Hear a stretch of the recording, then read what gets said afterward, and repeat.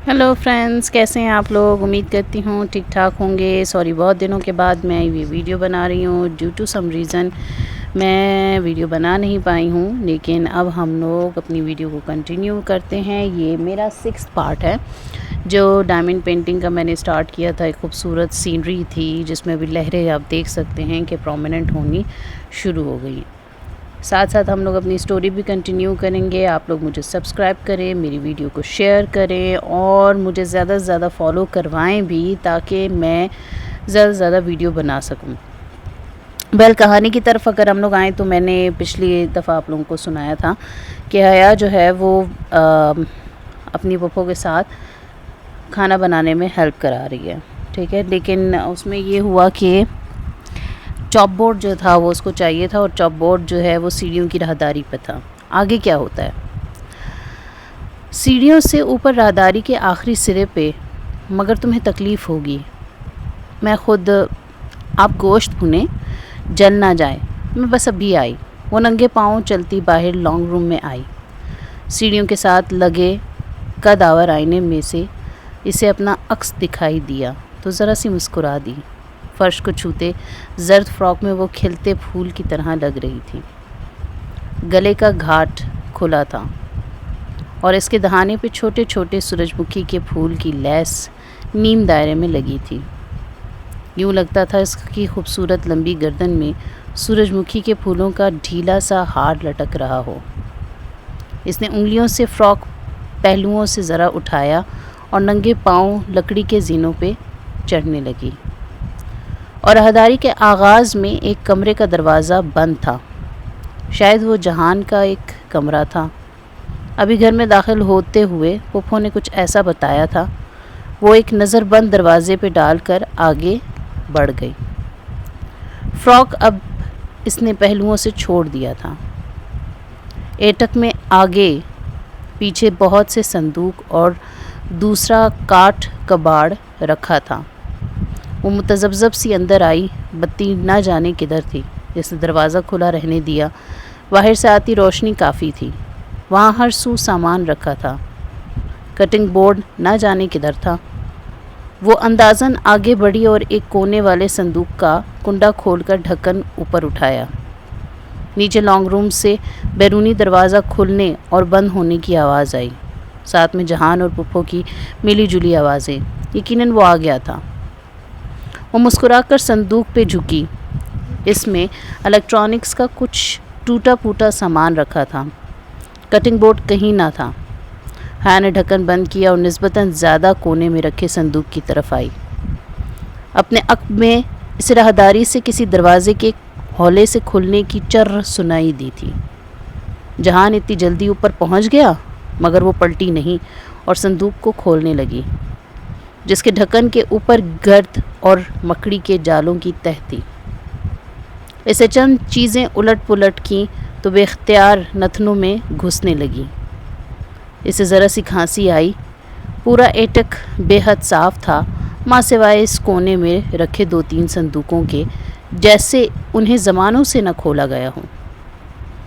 इसकी पुश्त पे एटक का आधा खुला दरवाज़ा हौले से खुला। कोई चौखट में आन खड़ा हुआ था। यूं कि राहदारी की आती रोशनी का रास्ता रुक गया। पल भर में एटक नीम तारीक हो गई। वो पलटने ही लगी थी कि संदूक में किसी खाकी शह की झलक दिखाई दी। इसने दोनों हाथों में पकड़कर इसे ऊपर निकाला। वो लकड़ी का तख्ता नहीं था, बल्कि एक अकड़ा हुआ कपड़ा था। हया ने कपड़ा खोलकर सीधा किया। एक पुरानी गर्द आलूद खाकी शर्ट, ऊपर सजे सितारे, तमगे और एक नाम की तख्ती। चौखट में खड़ा शख्स छोटे छोटे कदम उठाता इसकी तरफ बढ़ने लगा। हया ने नीम अंधेरे में आंखें फाड़ फाड़ कर वो तख्ती पड़ी। सिकंदर शाह। इसने बेख्तियार रैंक देखा। वो कर्नल की निशानदही कर रहा था। वो शर्ट हाथ में पकड़े किसी उलझन में गिरफ्तार पलटी और एकदम झटके से पीछे हटी। इसके अक़्ब में जहान नहीं था, वो कोई और था। दराज कद, कनपटियों और पेशानी से छलकते सफ़ेद बाल, सख्त नकूश नाइट गाउन में मलबूस, وہ کڑی نگاہوں سے اسے دیکھتے قریب آ رہے تھے۔ وہ سانس روکے انہیں دیکھے گئی۔ وہ عین اس کے سر پہ آئے اور ایک جھٹکے سے اس کی گردن دبوچی۔ میری جاسوسی کرنے آئی ہو؟ اس کے گلے کو دبوچتے وہ غراتے تھے۔ بے اختیار اس کے لبوں سے چیخ نکلی، شرٹ اس کے ہاتھ سے پھسل گئی۔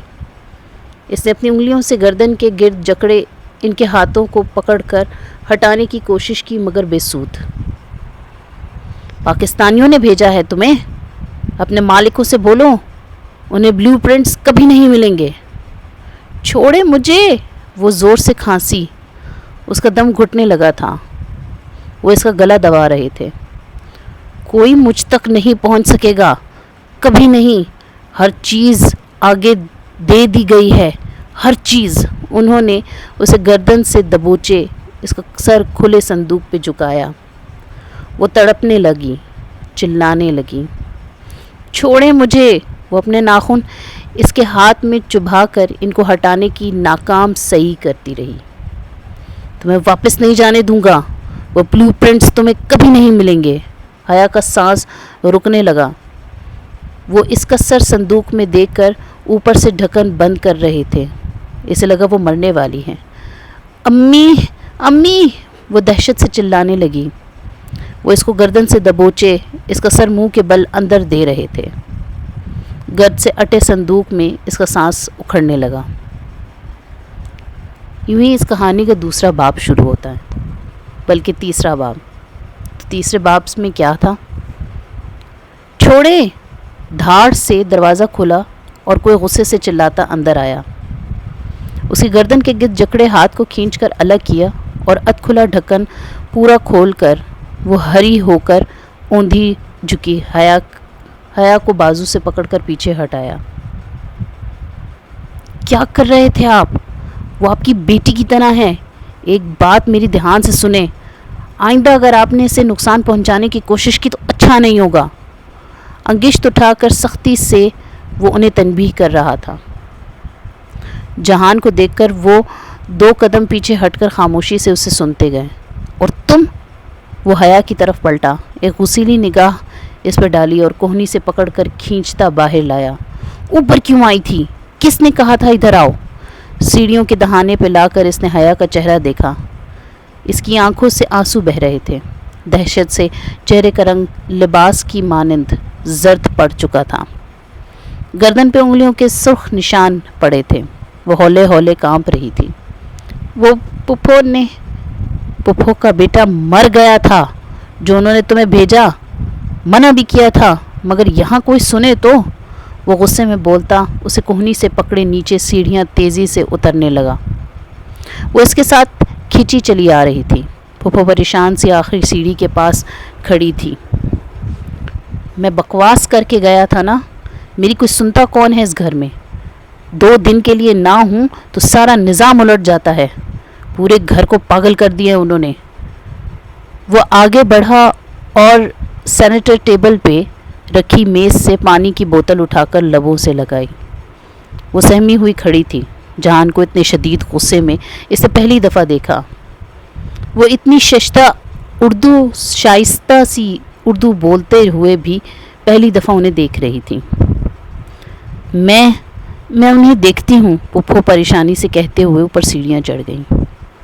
وہ گھونٹ پہ گھونٹ چڑھاتا گیا، بوتل خالی کر کے میز پہ رکھی اور اس کی طرف دیکھا۔ باہر آؤ، مجھے تم سے بات کرنی ہے، وہ کہہ کر دروازہ کھول کر باہر نکل گیا۔ وہ ڈری سہمی ہوئی چھوٹے چھوٹے قدم اٹھاتی اس کے پیچھے آئی۔ وہ بیرونی دروازے کے آگے بنے سٹیپس پہ بیٹھا تھا۔ حیا نے دروازہ بند کیا اور اس کے ساتھ آ بیٹھی۔ زرد فراک پھسل کر اس کے ننگے پاؤں کو ڈھانپ رہے تھے۔ باہر سردی تھی مگر اسے نہیں لگ رہی تھی۔ جو بھی ہوا میں اس کے لیے معذرت خواہ ہوں، وہ سامنے دیکھتے ہوئے کہہ رہا تھا۔ نیلی جینز کے اوپر پہنے بھورے سویٹر کو عادتاً کوہنیوں سے ذرا سا آگے تک موڑے وہ ہمیشہ کی طرح وجیح اور سمارٹ لگ رہا تھا۔ غصہ اب کہیں نہیں تھا۔ وہ پہلے والا دھیما اور سنجیدہ جہان بن گیا تھا۔ ابا کی طبیعت ٹھیک نہیں رہتی، وہ اپنے حواسوں میں نہیں ہوتے۔ کئی دفعہ انہوں نے ممی کو بھی مارنے کی کوشش کی ہے، مگر مجھے کچھ نہیں کہتے، ڈرتے نہیں ہیں، شاید نفرت کرتے ہیں۔ سامنے سبزہ تھا، اس سے آگے سفید لکڑی کی باڑ اور باڑ سے ہی بنا گیٹ۔ باڑ کے تختوں کی درزوں پر سے باہر گیلی سڑک دکھائی دے رہی تھی، نم ہوا گھاس سے سرسراتی ہوئی گزر رہی تھی۔ وہ گھٹنوں کے گرد بازوؤں کا حلقہ بنائے جہان چہرے کی جانب موڑے بیٹھی تھی۔ فراک کا فرش کو چھوتا دامن ہوا کی لہروں سے پھڑ پھڑاتا ہوا اوپر اٹھتا جا رہا تھا، تو پاجامے کی تنگ چوڑیوں میں مکید ٹخنے اور پاؤں چھلک رہے تھے۔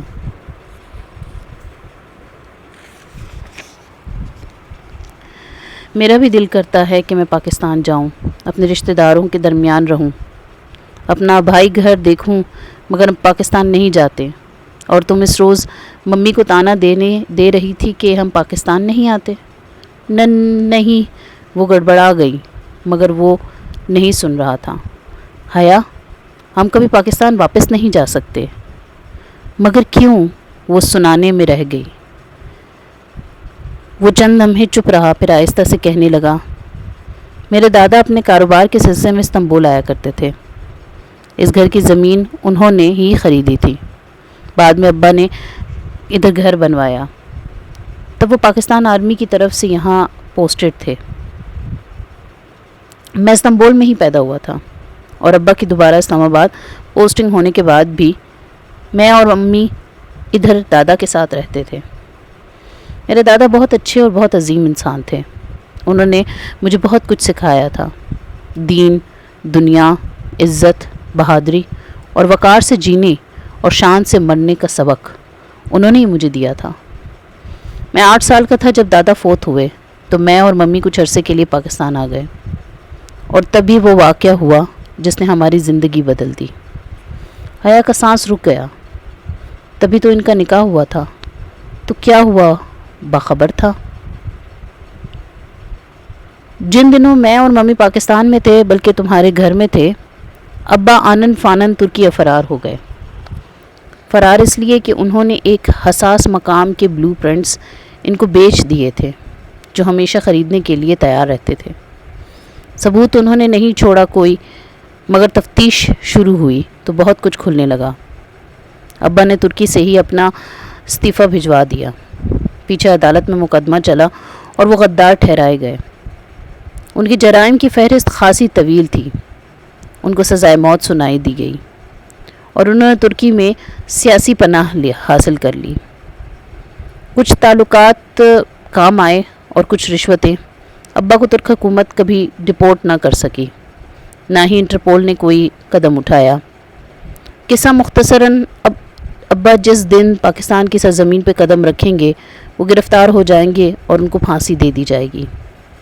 یہ بات تمہارے والدین کو پتہ ہے، مگر بدنامی کے ڈر سے کسی کو بتائی نہیں جاتی۔ وہ کسی بھی جذبے سے آری نگاہوں سے سامنے باڑ کو دیکھتا رہا تھا۔ حیا یک ٹک اسے دیکھے گئی۔ اس کے گھر میں پھپھو کے شوہر کا ذکر کوئی نہیں کرتا تھا، شاید دانستہ طور پہ ایسا کیا جاتا تھا۔ میں ایک غدار کا بیٹا ہوں، میرا باپ ایک ملک دشمن ہے۔ اس ذلت کے باوجود ہم ابا کے ساتھ رہنے پہ مجبور ہیں۔ احساس جرم ہے یا قدرت کی سزا، وہ وقت گزرنے کے ساتھ ساتھ اپنا ذہن کھوتے جا رہے ہیں۔ سزائے موت کا خوف ان کے لیے ناسور بنتا جا رہا ہے۔ جو انہوں نے تمہارے ساتھ کیا، اس پہ ان کو معاف کر دینا۔ وہ میرے باپ ہیں، اور باوجود اس کے کہ یہ حقیقت بہت جگہ پہ میرا سر جھکا دیتی ہے، میں ان سے محبت کرنے پہ مجبور ہوں۔ حیا نے گہری سانس لی۔ اس کے کسی قصے میں اس کا قصہ نہیں تھا، کسی داستان میں اس کا داستان نہ تھا۔ میں کام سے باہر جا رہا ہوں، آج کھانا کھا کر جانا۔ وہ اٹھا اور دروازہ کھول کر اندر چلا گیا۔ شاید وہ صرف ابھی تنہائی چاہتا تھا۔ حیا گردن موڑ کر اسے دیکھے جا رہی تھی۔ وہ ننگے پاؤں لکڑی کے فرش پہ چلتا سیڑھیوں کی طرف بڑھ رہا تھا۔ سین بدلتا ہے۔ حیا، خدیجہ، ٹالی نے انہیں اس وقت پکارا جب وہ دونوں ڈی جے کے بینک پہ بیٹھی تھیں، ڈی جے کی شاپنگ پہ تبصرہ کر رہی تھیں۔ وہ 13 فروری کی دوپہر تھی، انہیں ترکی آئے 8واں روز تھا۔ وہ ڈی جے جو ویلنٹائن ڈے کی رونق دیکھنے آج ٹاکسم گئی تھی، مایوس سی واپس آئی تھی۔ پاکستان کے برعکس ترک ہر کام چھوڑ کر سرخ رنگ میں نہایا نہیں جاتے تھے، بلکہ سوائے سرخ پھولوں کی فروخت کے استنبول میں ویلنٹائن ڈے کے کوئی آثار نہ تھے۔ جب ڈی جے خوب مایوس ہو چکی تو اس نے یہ کہہ کر اپنے خیالات میں ترمیم کر لی کہ باڑ میں گیا سینٹ ویلنٹائن، ہمیں اس تہوار سے کیا لینا دینا۔ ان کی اس گفتگو میں مخلق ہونے والی اسرائیلی ایکسچینج اسٹوڈنٹ تھی۔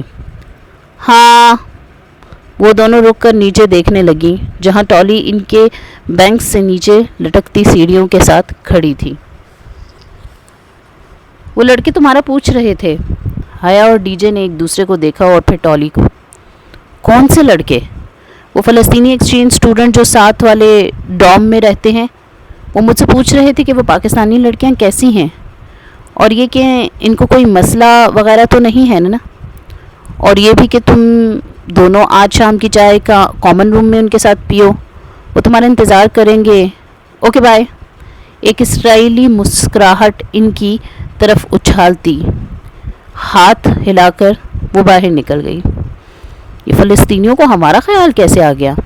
اس ٹالی کے درخت سے دل بھر گیا ہوگا شاید۔ ڈی جے نے قیاس سرائی کی۔ بکو مت، وہ ہمیں صرف اپنی مسلمان بہنیں سمجھ کر بلا رہے ہوں گے۔ اتنے ہینڈسم لڑکوں کی بہن بننے پہ کم از کم میں تیار نہیں ہوں۔ یہ بھائی چارہ تمہیں ہی مبارک ہو۔ ڈی جے بدک اٹھی تھی۔ چلو پھر تیار ہو جائیں تاکہ وہ کے وقت پہ پہنچ جائیں۔ حیا لکڑی کی سیڑھی سے نیچے اترنے لگی۔ صرف ہمیں ہی بلایا ہے یا یہ عرب اسرائیلی دوستی کی زندہ مثال بھی موجود ہوگی؟ ڈی جے کا اشارہ ٹالی کی طرف تھا۔ پتہ نہیں، حیا نے شانے اچکا دیے۔ وہ الماری سے کپڑے نکالنے لگی۔ ہر موقع کی مناسبت سے مکمل ڈریسنگ کرنا اس کا جنون تھا۔ کپڑوں پہ ایک سلوٹ تک نہ ہو اور میک اپ کی ایک لکیر بھی اوپر نیچے نہ ہو، ہر بات کا خاص خیال رکھتی تھی۔ البتہ لڑکوں کی دعوت پہ جانے کی اجازت پاکستان میں ابا یا تایا فرقان کبھی نہ دیتے۔ ابا یا تایا فرقان، مگر وہ ادھر کون سا دیکھ رہے تھے؟ یہ ترکی تھا اور یہاں سب چلتا تھا۔ وہ 3 لڑکے تھے، معتم المرتضیٰ، حسین اور مومن۔ ان کے 2 فلسطینی دوست محمد قادر اور نجیب اللہ جاتی دعوت کے شروع میں موجود رہے، پھر اٹھ کر چلے گئے، مگر ان تینوں میزبانوں نے احسن طریقے سے میزبانی نبھائی۔ وہ تینوں سمارٹ اور گڈ لکنگ سے لڑکے ایک جیسے لگتے تھے۔ معتصم ان میں ذرا لمبا تھا۔ اس کا نام معتصم المرتضیٰ تھا، بلکہ یہ ڈی جے نے بعد میں نوٹ کیا کہ وہ فیس بک پہ اپنا نام معتصم اینڈ مرتضیٰ لکھتا تھا۔ وجہ انہیں کبھی سمجھ نہ آئی۔ حسین اور معتصم ان دونوں کو بالکل اپنی چھوٹی بہنوں کی طرح ٹریٹ کر رہے تھے۔ البتہ اس بھائی چارے سے مومن متفق نہ تھا۔ وہ فلرٹی نظر باز سا لڑکا کبھی بھی تھا، مگر مومن نہ تھا۔ البتہ وہ دونوں اس کو اپنی موجودگی میں سیدھا کیے ہوئے تھے۔ وہ دونوں اتنے ملنسار اور مہذب لڑکے تھے کہ حیا کو اپنے سارے کزنزان کے سامنے بیکار لگے۔ البتہ جہان کی بات اور تھی، اسے فوراً اپنے رائے میں ترمیم کی۔ اگلے ہفتے حسین کا برتھ ڈے ہے۔ حسین موبائل پہ فون سننے باہر گیا تو مومن نے بتایا۔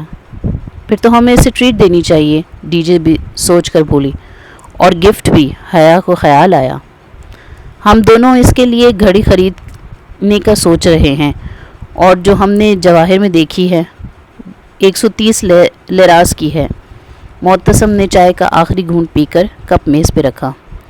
یعنی کہ پاکستانی روپوں میں؟ حیا نے سوچتے ہوئے پرس میں ہاتھ ڈالا تاکہ موبائل کے کیلکولیٹر سے حساب کر سکیں۔ 7150 پاکستانی روپے۔ معتصم جھک کر پیسٹریز کی پلیٹ سے ایک ٹکڑا اٹھاتے ہوئے بولا۔ حیا کا پرس کو کھنگالتا ہاتھ رک گیا۔ اس نے حیرت تو بے یقینی سے معتصم کو دیکھا۔ تم نے اتنی جلدی حساب کیسے لگایا؟ میں میتھس کا اسٹوڈنٹ ہوں، اور جھینپ کر مسکرایا۔ اور معتصم کا ایک ہی خواب کہ وہ میتھس میں نوبل پرائز لے۔ مومن حیا کے ہاتھوں کو دیکھتے ہوئے کہنے لگا۔ وہ تھوڑی دیر بعد معتصم سے آنکھ بچا کر حیا کے سراپے کا جائزہ لیتا تھا۔ حیا قدرے رخ موڑ کر معتصم کی طرف متوجہ ہوئی۔ تو میتھس کے اسٹوڈنٹس، جلدی سے بتاؤ کہ اس مہنگی گھڑی کو خریدنے کے لیے اگر ہم چاروں پیسے تقسیم کریں تو ہر ایک کے حصے میں کتنے 32 لیرا اور 25 گرش۔ پھر کیا ہوا؟ انہوں نے برتھ ڈے سیلیبریٹ کی اور حسین کے لیے گھڑی لی کہ نہیں لی؟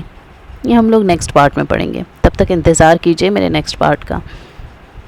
Bye bye.